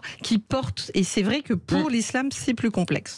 On passe à votre tour de table, Françoise. Cette vidéo hallucinante, des mallettes de billets retrouvées chez le chef cap du fils d'Ali Bongo. Voilà, et je pense que tous les mots de l'Afrique, en tout cas tous les mots du Gabon sont dans ces images. Ces images ont fait le tour du monde. Vous voyez, allez les voir sur Twitter, vous voyez des millions de francs CFA dans des valises. Il y a des euros, des dollars. Il y a de tout, absolument. Voilà. Le Gabon, 2 300 000 habitants. Quatrième producteur de pétrole de l'Afrique subsaharienne. Premier producteur mondial de manganèse, uranium, pétrole, bois. 88% du Gabon est couvert par les bois, donc 14% d'exportation de bois. Imaginez quand même que ce pays, il y a un jeune sur 3 qui est au chômage, il y a 30% de la population qui vit sous le seuil de pauvreté, et vous avez une famille au pouvoir depuis 57 ans, Omar, le père, Ali, le fils, et on allait arriver au petit-fils, probablement, qui se servent complètement en pièces, avec véritablement les yeux fermés de Paris aussi, on peut quand même le dire. Je veux dire, la France ferme les yeux aussi sur ces régimes pour X, Y raison. Le pétrole est exploité notamment par Total Energy, bien sûr, et Petreco pour la filière pour les anglo-saxons. Pour les minerais. Voilà, donc c'est tout. Tout est dit. J'espère que la fripe... J'écoutais un professeur de l'université de Tokyo il y a quelques années qui disait le 21e siècle sera le siècle de l'Afrique pour 1000 raisons, parce que l'énergie, parce que la force, etc. Eh ben, je souhaite que ça arrive. Mais Françoise a totalement raison. On en a un peu parlé hier. Absolument. Je suis frappé, par exemple, par une déclaration d'Olivier Véran qui montre toute la contradiction absurde de la politique française. À la fois, nous désapprouvons le coup d'État militaire, mais en même temps, nous sommes très attachés aux élections transparentes et régulières. Il y a comme une contradiction, et ça, c'est absurde. Sur le Gabon, en une seconde, le Gabon a un système électoral complètement délirant. Vous savez que c'est une élection à un tour. C'est-à-dire qu'une fois que c'est voté, c'est voté. Ali Bongo a été élu avec 200 000 voix d'avance, mais il faut savoir qu'il y a 40 ou 50% de participation sur l'ensemble du pays, sauf dans sa province où on était à 98% de participation, donc 96% de voix pour lui. Donc le processus transparent, Paris a aussi triché Paris a aussi aidé à la triche des élections pour maintenir ces gens-là au pouvoir aussi. Virginie Calmels. Et le sujet de la corruption, si je puis me permettre, je crois qu'on n'est pas super bien placé pour donner des leçons. Donc on a toujours tendance à montrer du doigt le continent africain. Mais le continent européen, sur un certain nombre de sujets, n'a pas visiblement fait tellement abstraction de ce drame qu'est la corruption. C'est pas le même niveau. C'est pas le même niveau. C'est pas des dynasties. Non, 57 ans à piller un pays. Virginie, 57 ans à piller un pays. Non, je suis d'accord que c'est pas comparable exactement. Avec la bénédiction française. Je dis effectivement qu'il faut peut-être arrêter quand même de donner des leçons et de balayer devant notre porte. Non, mais c'est ce que je veux dire. Je ne suis pas en contradiction avec ce que Françoise a explicité, bien évidemment. Je dis juste que aussi en Europe et sur des gros sujets, je pense on n'est pas au bout de nos surprises. Et notamment, il y a des enquêtes en cours au niveau européen pendant le Covid qui ne sont pas inintéressantes à suivre. On y va. Dans un instant, le tour de table de l'actu des vraies voix, de celle de Virginie Calmels, son Vrignarda sur les mathématiques. Et puis notre coup de projecteur à venir. L'inflation remonte à 4,8% sur un an en août. Selon l'INSEE, le gouvernement a-t-il les moyens de lutter contre l'inflation? Pour l'instant, c'est un moyen non. Enfin, c'est moyen 57% de non. Ah, ça baisse. Dis donc, il y a un petit mélange des genres là. On revient dans un instant, c'est les vraies voix, on est ensemble jusqu'à 19h et c'est sur Sud Radio bien entendu. Les vraies voix Sud Radio, 17h-20h, Philippe David, Cécile de Ménibus. Françoise Degois est avec nous, on vous souhaite la bienvenue, c'est les vraies voix Sud Radio avec Françoise Degois, avec Virginie Calmels, c'est du patronne de cette fondatrice de cette école Futurae. Philippe Bilger est avec nous et vous au 0826 300 300 dans un instant, le coup de projecteur des vraies voix. On reviendra sur l'inflation qui remonte à 4,8% selon l'INSEE. Le gouvernement a-t-il les moyens de lutter contre cette inflation? 0826 300 300 en attendant. Virginie Calmels, on va revenir sur votre tour de table de l'actu avec cette bonne nouvelle du retour des mathématiques à l'école. Alors, vous le savez, moi je suis plutôt une femme de droite, donc je veux quand même le rappeler parce que je vais saluer Gabriel Attal et sa rentrée. Je pense que d'abord, les annonces qu'il a faites vont dans le bon sens et donc je tiens à le souligner. La deuxième chose en termes de forme et de qu'elles aillent jusqu'au bout. Comment ? Il faut qu'elles aillent au bout, en revanche. Ah, bien sûr, il ne faut pas que ça reste des annonces comme tout. Maintenant, en termes de fond et de forme, je salue également quelque chose de rare en politique, c'est la reconnaissance de ses erreurs. Et je lui ai beaucoup apprécié le fait qu'il puisse dire on a commis une erreur sur les mathématiques et on va rectifier l'erreur. Je pense que ce n'est pas assez employé dans le langage politique et que ça, une fois encore, il faut le saluer. Et puis, troisième point, je voudrais rappeler vraiment l'intérêt des mathématiques et je ne comprends pas, pourtant j'ai beaucoup d'affection et de respect pour Jean-Michel Blanquer, mais je ne comprends pas qu'on ait pu aller sur cette réforme parce que les mathématiques, c'est essentiel pour le monde de demain. C'est évidemment comprendre les chiffres, c'est évidemment pouvoir parler d'économie. Sans mathématiques, il n'y a pas d'économie. C'est une culture qui est nécessaire et pour tous. C'est aussi pour les filles, notamment, une capacité d'émancipation. Et malheureusement, la suppression des mathématiques faisait que, du coup, il n'y avait plus que les très très bons en maths qui continuaient à prendre l'option maths expert. Et par ailleurs, je veux souligner aussi que les mathématiques, avec la musique, c'est le seul langage universel. Ça veut dire que c'est une ouverture au monde et que je ne comprends vraiment pas qu'il ait pu naître dans je ne sais quel cerveau l'idée folle de dire on va rayer d'un trait de plume l'enseignement des mathématiques dans le secondaire et notamment dans cette réforme du bac. Mais même sur la logique, sur plein de choses. Bravo, c'est exactement ça. Avec la philosophie, les mathématiques, c'est le pilier de la logique. Donc c'est essentiel et j'avais envie d'un petit coup de chapeau pour une fois à ce que annonce Gabriel Attal et j'espère évidemment suivi des faits le retour des mathématiques dans le secondaire. C'est terrifiant, Virginie, de voir tout ce qui m'a manqué en étant nul en maths. Et Gabriel Attal a eu d'autant moins de mal à reconnaître les erreurs que c'est un autre qui les a commises. C'est vrai, mais pour autant c'est la même majorité. Donc je trouve que ça c'est déjà quand même une petite évolution. Et par ailleurs, l'enseignement des mathématiques ne veut pas dire que tout le monde va être bon en mathématiques. Mais c'est au moins un tronc commun qui, ouvert à tous, permet certaines compréhensions. On ne demande pas d'avoir que des médaillés Fields, et d'ailleurs... Il n'y en a pas. La France en a. Mais on n'est pas mauvais, malheureusement, mais on se fait piller par l'international, c'est talent. Mon père était professeur de mathématiques, et bien sûr, comme tous les cordonniers, évidemment, il était le plus mal chaussé avec ses filles. Nous étions passionnés par les sciences humaines, et tout ce qui est la science dure nous écœurait en fait globalement. Et je suis comme Philippe, j'ai été vraiment absolument nul malgré les cours particuliers de mon père. Après, moi je ne suis pas dans l'hymne absolu des mathématiques, de la musique, je suis pas dans une déification des mathématiques. Les mathématiques c'est la vie, mais c'est pas que la vie. J'apprécie beaucoup, j'aurais apprécié qu'on remette le latin, moi par exemple. Je suis d'accord aussi d'ailleurs. Moi j'ai fait du latin à partir c'est la même chose. Non mais si vous voulez avoir une compréhension du monde, c'est Marguerite Yourcenar qui disait si on veut comprendre la civilisation, il faut comprendre le grec et le latin.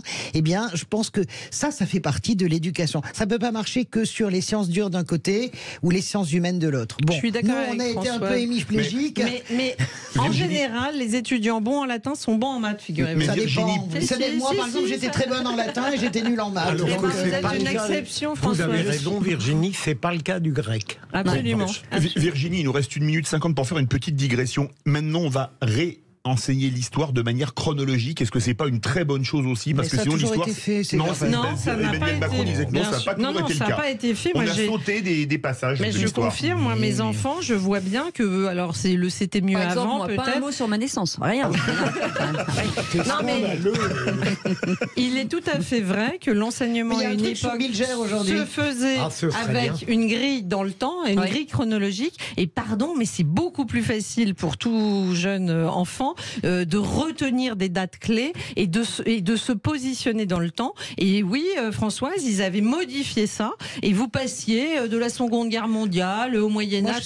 Et je trouve que la chronologie est quelque chose qui impacte davantage la mémoire et également la compréhension du monde. C'est intéressant de savoir. Alors, Marignan. Très bien, voilà. Et une fois que vous avez retenu ça, moi je pense que c'est intelligent. Moi j'ai trouvé, je sors d'une famille d'enseignants, c'était pas si idiot de faire par thème et par développement de thème plutôt que par forcément chronologie. Après, voilà, chacun ses goûts. Eh bien, on reste ensemble jusqu'à 19h. Dans un instant, le coup de projecteur des vraies voix. L'inflation remonte, c'est ce qu'a annoncé l'INSEE depuis le mois d'août. 4,8%. Le gouvernement a-t-il les moyens de lutter contre l'inflation? On va en parler avec Didier Testo, qui est fondateur de la Bourse et la Vie TV. Bonsoir, merci d'être avec nous. Petite question, en 2022, Bruno Le Maire a annoncé une inflation de 4% fin 2023, de 2% courant 2024. Est-ce qu'on peut y croire? Personne n'y croit, sauf lui, pour l'instant. Voilà, vous restez avec nous, on en parle dans un instant, à tout de suite. Les vraies voix Sud Radio, 17h-20h, Philippe David, Cécile de Ménibus. Ravi de vous retrouver dans les vraies voix avec Philippe David. Ça va, Philippe David? Ça va très bien, Cécile, et vous? Vous êtes content? Très content d'être montrez quand vous êtes content. Je suis content. Ah, il est content. La papate peut-être. Non, c'est pas ça. On est très heureux d'être ensemble avec Philippe et avec Philippe Bilger aussi, président de l'Institut de la Parole, Françoise Degois, éditorialiste politique. Est-ce qu'il est toujours en vente, votre livre? Oui, L'homme bien sûr. qui n'avait pas d'amis? Oui, alors le problème c'est qu'il a été un peu maudit parce qu'il est sorti le jour où la guerre entre la Russie et l'Ukraine a éclaté. Donc voilà, mais c'est pas grave. C'est pas grave. C'est un livre de Françoise Degois qui a causé la guerre entre l'Ukraine et la Russie. C'est ça, je vous remercie, bien sûr. On va faire une relance, c'est pas grave, vous inquiétez pas. Virginie Calmels, présidente fondatrice de Futurae, une école des métiers de demain dans les industries créatives, d'où l'intérêt des mathématiques. Voilà, on a dit ce qu'on en voulait. Et tout de suite, le coup de projecteur des vraies voix. Les vraies voix Sud Radio, le coup de projecteur des vraies voix. Et donc c'est une mauvaise nouvelle pour les consommateurs. L'inflation rebondit ce mois d'août avec une hausse de 4,8% par rapport à l'année dernière. Suite à une réunion avec Bruno Le Maire, et les industriels de la consommation se sont engagés à bloquer donc plus de 5000 produits en magasin. Philippe, peut-être une initiative intéressante. Peut-être une initiative, mais on vous pose cette question. Est-ce que le gouvernement a les moyens de lutter contre l'inflation? Parce que c'est pas le gouvernement qui fait les cours du pétrole, c'est pas le gouvernement qui fait le cours du blé. Il pourrait jouer éventuellement sur le prix des carburants ou sur l'électricité en sortant du marché européen.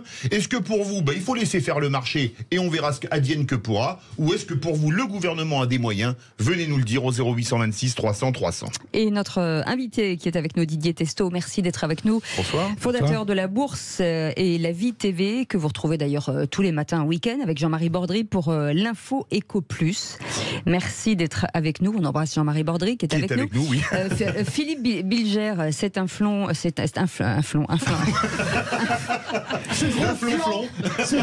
a compris. Cette inflation galopante, aujourd'hui, forcément, ça ampute largement, encore une fois, le pouvoir d'achat des Français. Alors, tout à l'heure, j'ai révélé ma nullité en ce qui concerne le secteur mathématique. Oui. Je crains d'être très infirme dans le secteur économique. Mais l'inflation, est-ce que...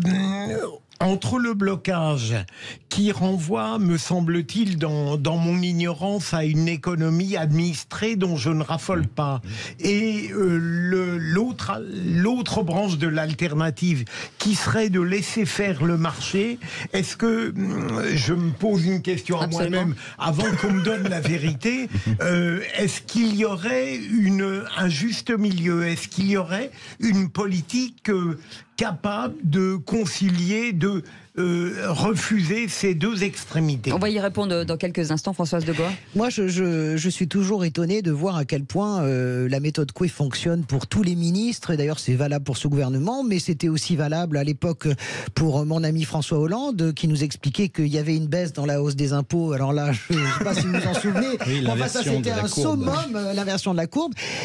Quand même, il y a ce que annonce Bruno Le Maire, ça baisse, et puis il y a le ressenti, quoi. C'est comme les températures. En réalité, ça monte. Plus on 11% les fournitures. On assiste surtout à des défaillances d'entreprises, c'est ça qui est le plus inquiétant, avec des choix de consommation qui sont faits entre la nourriture qui coûte tellement cher et tout le reste qui est superflu, se faire les ongles, aller chez le coiffeur ou bien aller manger au restaurant.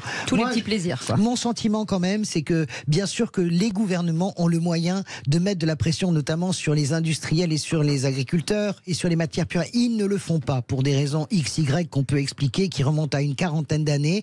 Ils ont les moyens d'agir sur les négociations commerciales. Ils ne l'ont jamais fait, pas plus ce gouvernement, malgré la loi qui est en fait un cache-sexe, pas plus François Hollande, la loi Egalim, pas plus François Hollande. Ça fait partie du travail, du bras de fer que devrait mener un gouvernement avec, parce que beaucoup de grandes entreprises de l'agroalimentaire ne jouent pas le jeu. On a les noms, on sait très bien que Nestlé ne joue pas le jeu, que Unilever ne joue pas le jeu, qui se refont la cerise après avoir perdu de l'argent sur la hausse de l'énergie. Excusez-moi, je suis un peu longue, mais la vérité, c'est que vous avez des géants de l'agroalimentaire, je ne parle pas des petites entreprises, des géants qui ne jouent pas le jeu. Et là-dessus, on pourrait avoir un rapport de force en termes de taxes, en termes d'impôts, en termes d'implantation. Oui. Voilà. Virginie Calmels.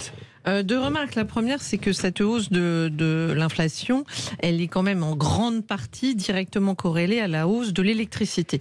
Donc le vrai sujet qui est sur la table, c'est que si on regarde dans les pays européens, et notamment ce qu'a fait l'Espagne, eh bien, en décorrélant et en sortant des accords européens et en décorrélant le prix du gaz par rapport à celui de l'électricité, eh ben, ils ont limité considérablement leur inflation. Et donc c'est quand même quelque chose d'intéressant à regarder comme un des moyens potentiels. Et puis deuxième sujet, je vais peut-être vous choquer, mais moi je crois que dans la lutte contre l'inflation, il y a un mot magique qui s'appelle la concurrence, et qu'à un moment donné, comme le soulignait Philippe, moi je ne suis pas non plus une grande adepte de l'économie administrée, mais je crois que quand Françoise de Gaulle, à juste titre, montre du doigt un certain nombre d'acteurs qui ne joueraient pas le jeu, oui bien sûr, mais au micro en tout cas c'est Françoise qui le rappelle, mais effectivement, et d'ailleurs Bruno Le Maire l'a dit aussi, il y a certains acteurs qui ne jouent peut-être pas le jeu, mais la concurrence, quand elle est réelle et quand elle est saine, elle permet justement, me semble-t-il, d'avoir des effets positifs dans un moment où effectivement l'inflation, quand elle est faible, elle est plutôt un moteur. Quand elle commence à dépasser certains seuils, elle devient un vrai problème. Et Françoise le soulignait, la déconsommation, c'est quand même une nouvelle notion qui apparaît avec des gens qui sont malheureusement obligés de faire des choix. Didier Testo. Oui. C'est très intéressant ce que disent les vraies voix, et je commencerai par ce que disait Philippe pour rappeler une période, puisque il avait peut-être une trentaine d'années à ce moment-là, ce sont les années 70. Et c'est vrai que pour les jeunes générations, celles qui sont aujourd'hui, on parlait des jeunes, les sujets des jeunes sur l'inflation, c'est presque quelque chose qu'ils n'ont pas connu, parce que finalement leurs parents leur ont à peu près acheté ce qu'il fallait pour ceux qui pouvaient, mais les jeunes n'ont pas été sujets à ça. Les parents ont à peine connu ça, les grands-parents ont connu cette période d'inflation. Déjà, il faut s'y habituer. Et ce qui s'est passé au cours des dernières années, c'est qu'on a eu, bien sûr, on le rappelle, la crise sanitaire, la crise Covid, l'Ukraine qui est arrivée, donc ça a chamboulé, mais l'économie, pas l'économie française, l'économie mondiale.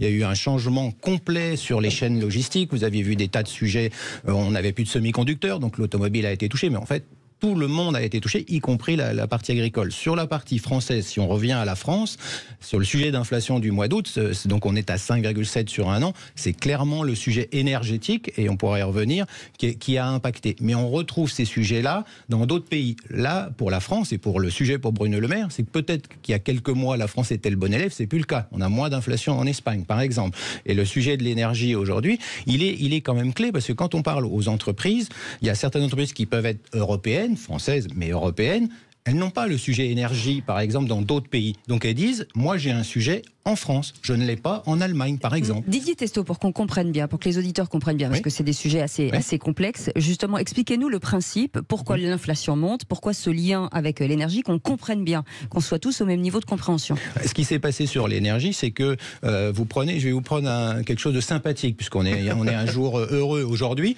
On va parler champagne, par exemple. Eh ben, un producteur de champagne, quel qu'il soit, même pas une grande marque, il a eu, quand il y a eu ces coûts de l'énergie, il a eu des coûts de logistique, il a eu des sujets de logistique. Donc le transport avec l'énergie, plus, donc on lui a facturé plus. Ces cartons. Les cartons coûtaient plus cher. Donc il a eu un ensemble, et une petite productrice, par exemple, de champagne m'a donné à titre d'exemple que elle, ça lui faisait plus 40%. le prix de cette, qui n'est pas une grande marque pour cette fabricante de champagne, elle ne peut pas d'un seul coup faire 40 par rapport à son consommateur. Si vous êtes une grande marque avec une marque réputée, il y en a qui l'ont fait, ils ont pu augmenter parce qu'il y a une demande. Quand vous êtes une entreprise de taille moyenne, il y a un moment donné, vous ne pouvez pas faire ça.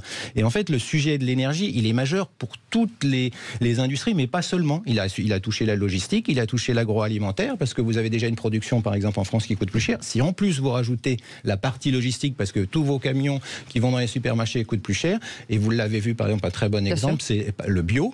Le bio s'est effondré en France, il s'est effondré aussi en Allemagne. Je voudrais vous poser une question avant de redonner la parole aux vraies voix et d'aller au 0826 300 300. Je vais ressortir des vieux cours d'économie. On me disait à l'époque que quand on imprimait de la monnaie, ça faisait mécaniquement de l'inflation. Depuis 2008, on a fait tourner la planche à billets, on a appelé ça quantitative easing pour que personne ne comprenne. Mais entre le quantitative easing de 2008 et celui du Covid, est-ce que c'est pas aussi en partie, je lis certains économistes qui l'affirment, responsable de l'inflation au moins autant que les prix de l'énergie? Ça a été un sujet parce que et ça veut peut-être dire qu'on est encore justement dans cette crise de 2008, même si on n'en parle plus, mais finalement elle n'est pas terminée parce qu'effectivement les banques centrales aux États-Unis et en Europe ont utilisé ce que vous avez appelé le quantitative easing, c'est des moyens extraordinaires, c'est-à-dire pour permettre aux banques de financer l'économie. Voilà. Donc on a fait ça. Mais ça a mis aussi les banques, par exemple, à acheter de la dette des États. Donc ça a mis tout le monde dans un système où effectivement on a tellement émis de monnaie qu'on a eu une peur et on a créé de l'inflation sur ce sujet-là. Et après, il y a eu les crises économiques qui se sont succédées. On en a quand même un certain nombre. Et là, vous avez, dans vos débats de l'après-midi, vous avez parlé de l'Afrique. On a tous les pays qui sont en train d'exploser, où la France avait un certain pouvoir. On a parlé de pétrole en Afrique, on a parlé d'uranium, on a parlé d'un certain nombre de sujets. De bois pour le Gabon. Ça, par exemple, c'est des choses dont on ne mesure pas aujourd'hui les conséquences économiques. Et un sujet dont on n'a pas encore parlé, et que les politiques sont en train d'évoquer doucement, le sujet de la transition énergétique, comme on veut, transition climatique. On n'a pas encore parlé de l'inflation à venir. On le sait quand vous regardez, quand vous êtes dans des copropriétés, ceux qui nous écoutent, qui sont dans des copropriétés, qui voient le ravalement. Ah oui, mais il va falloir ajouter la couche, effectivement, d'isolant. On double les prix. Et là, on est sur des sujets concrets. Et toute cette partie-là, le sujet, c'est que les banquiers centraux qui ont utilisé ces mesures non conventionnelles, pour faire simple, aujourd'hui, ils pensent qu'on est arrivé à un pic d'inflation. Mais il y a d'autres experts qui sont en train de se dire, très bien, on a fait ce chemin-là, sauf qu'il y a une inflation qui reste. Et c'est un peu ce qu'on est en train de constater et ce qu'il faudra suivre dans les prochains mois. C'est-à-dire, très bien, on a diminué cette inflation, peut-être grâce à l'énergie, on a peut-être des bons sujets sur le gaz pour l'instant, mais le pétrole, on n'en sait rien, ce qui va se passer sur le pétrole, on ne sait pas, mais effectivement, peut-être qu'on risque de remonter. Et ça va être ça qui va être suivi, parce que pour l'instant, ça veut dire qu'en termes de pouvoir d'achat, on ne s'y retrouve pas, et c'est pas en bloquant les prix, parce que le sujet de blocage des prix, on se souvient, pour les plus anciens de Raymond Barre, l'économie était fermée à l'époque. Aujourd'hui, elle est ouverte. Donc bloquer les prix et, par exemple, donner juste du pouvoir d'achat, mais je dirais un ticket, on va acheter quoi ? On va acheter une Peugeot et une Renault? Non, c'est fini ce temps-là. On va acheter un téléviseur Samsung, par exemple. Donc aujourd'hui, on est dans une économie ouverte. Donc si on vous donne juste de l'argent pour acheter, vous n'allez pas acheter la Peugeot et Peugeot qui pouvait sortir son nouveau modèle Peugeot à l'époque. C'est fini ce temps-là. Donc il faut qu'à Bercy, on change de logiciel pour se dire comment on arrive à redonner du pouvoir d'achat. Tous les pays européens sont confrontés à ce sujet. En Allemagne, ça va très mal aujourd'hui. Allez, 0826 300 300, une réaction de Christophe. Christophe, vous êtes avec nous? Oui, bonsoir. Rebonsoir. Cette inflation, pour vous, est-ce que vous pensez que le gouvernement a les moyens de lutter? Alors, je sais pas s'il a les moyens, mais de toute façon, il doit lutter contre ça, parce que de toute façon, qui mieux que le gouvernement peut lutter ou au moins amortir cette inflation? Alors je sais pas, peut-être j'ai peut-être pas assez de recul, mais peut-être moins taxer les entreprises, peut-être faciliter, comme vous disiez, l'installation, je sais pas, peut-être diminuer certains coûts de production, je sais pas, il y a peut-être d'autres choses à faire. Mais si c'est pas eux qui le font, qui pourrait le faire? Oui, est-ce qu'il y a des leviers? Alors, vous vouliez poser une question, Françoise? Non, je voulais écouter sur les leviers, c'est intéressant. Ouais. Quels sont les leviers? Il peut y en avoir, à condition qu'ils soient efficaces pour l'économie. Et jusqu'à présent, ce que le gouvernement a fait, ou quand il dit on veut, la phrase de Bruno Le Maire, elle est quand même assez forte. Elle dit nous voulons casser définitivement la spirale inflationniste. Je ne sais pas s'il y a un seul gouvernement dans le monde qui a ce type de phrase, parce que aucun gouvernement ne peut décréter qu'il va le bloquer. Et le sujet dont on peut faut revenir au sujet des banquiers centraux parce que c'est eux. Non, mais c'est une réalité. Ouais, c'est une réalité. Et les banquiers centraux, dont on parle peu parce que c'est un peu compliqué, les banquiers centraux, la Fed, vous avez quelques célébrités, mais il faut être vraiment à Wall Street pour savoir connaître tous ces banquiers centraux. Mais c'est eux qui sont à la manœuvre en ce moment. Ils ont eu ce sujet sur l'inflation de monter les taux d'intérêt parce qu'effectivement, ils voulaient la casser. Sauf que effectivement, ils arrivent à un point limite. Mais ce point limite, ils sont en train de voir que l'économie est en train de ralentir, qu'effectivement, on va commencer à avoir des sujets d'emploi. Et on a un décalage, en fait, entre les États-Unis et l'Europe. Les États-Unis, les mesures qui ont été prises par Joe Biden, malgré toutes les critiques, ont fonctionné pour les Américains. Et en Europe, on est plutôt... Il y a un titre du Wall Street Journal récent, que je vous invite à lire, un article qui dit « L'Europe est en train de s'appauvrir ». C'est quand même... ça fait assez mal. C'est-à-dire que c'est une réalité et ils prennent des exemples de, pas simplement des ouvriers, de cadres, d'anesthésistes, etc. Ils prennent des exemples concrets en disant que les gens sont obligés d'avoir 2 jobs, les gens sont obligés de faire, comme disait Françoise, de faire des économies dans tel domaine. Pas que des gens qui ont un petit salaire. Et c'est ça qui est en train de changer. Donc il y a un vrai sujet de fond. Françoise Dubois. Sur les États-Unis, je mets des bémols parce que la vie quotidienne de millions d'Américains, elle est très difficile. Quand vous avez le litre de lait qui est à 2,50 € ou 3 €, c'est très cher les États-Unis aujourd'hui. Même le burger est très cher. Aujourd'hui, vous payez un poulet fermier aux États-Unis, on va dire à Seattle, parce que c'est une ville que je connais bien, vous le payez 30 € le poulet fermier. Vous imaginez quand même le gap, etc. Moi, j'ai juste sur l'appauvrissement général des classes moyennes, je suis d'accord. C'est le cas de la Chine aussi, on n'en parle pas assez. On dit la Chine toute puissante, mais la Chine est en train de s'effondrer, petit à petit s'effriter. Moi, est-ce que au fond, la panacée n'est pas, vous allez dire, ça c'est le côté socialiste, mais l'augmentation véritablement des salaires, mais une véritable augmentation des salaires. Est-ce que là, on n'est pas... J'ai retrouvé, pour vous faire plaisir, j'ai retrouvé les années 70. J'ai retrouvé une déclaration de Jean-Claude Bailly qui disait, à l'époque, on négociait des augmentations générales, et ceux qui nous écoutent, ça va les faire bondir, de 8 à 10%. Oui, bien sûr. Voilà, on en était là. Mais on avait ça. On en est loin jusqu'à présent. Attends, pardon. Mais c'est un sujet. C'est un sujet. Il y a certaines boîtes cet été qui ont procédé à des augmentations de 10 à 12%. Parce qu'il n'y a pas assez d'employés. Il n'y a pas assez aujourd'hui. Les entreprises ne trouvent pas à embaucher. Donc il y a ce sujet-là. Pénurie de personnel. Il y a le problème de la pénurie, il y a le problème de l'emploi, mais pardon, il y a quand même des règles en économie et on connaît quand même certains résultats. Le blocage des prix, on sait que globalement, ça n'a jamais fonctionné. Si on devait résumer, pardon Françoise, mais l'indexation... Si, parce que j'ai rien dit, moi. Sur l'augmentation des salaires, dont je revenais là-dessus, pardon, mais l'indexation des salaires sur l'inflation est une mesure qui a été démontrée hyper inflationniste. Donc en fait, au bout d'un moment, malheureusement, c'est pas la panacée, c'est pas une solution, parce que mécaniquement, ça génère de l'inflation. Je suis d'accord avec vous, Virginie, mais à un moment donné, il faut penser au bien-être des populations. Et c'est très intéressant. Vous, ce que vous dites, tout à fait, c'est intéressant. Ce que dit Didier, intéressant. On a un appauvrissement de la classe moyenne aujourd'hui, pas simplement. Pas simplement. Je dis juste que c'est pas la mesure. J'ai bien compris, mais la réalité. On a bien compris qu'on pouvait rien faire, surtout. Mais quand Christophe de Marseille nous parle tout à l'heure, il nous dit on a eu des augmentations. Christophe, vous êtes là à l'antenne, de 4%, etc. Mais bien sûr que déjà, augmenter les salaires au niveau de l'inflation me paraît être le b.a.-ba, ou pas?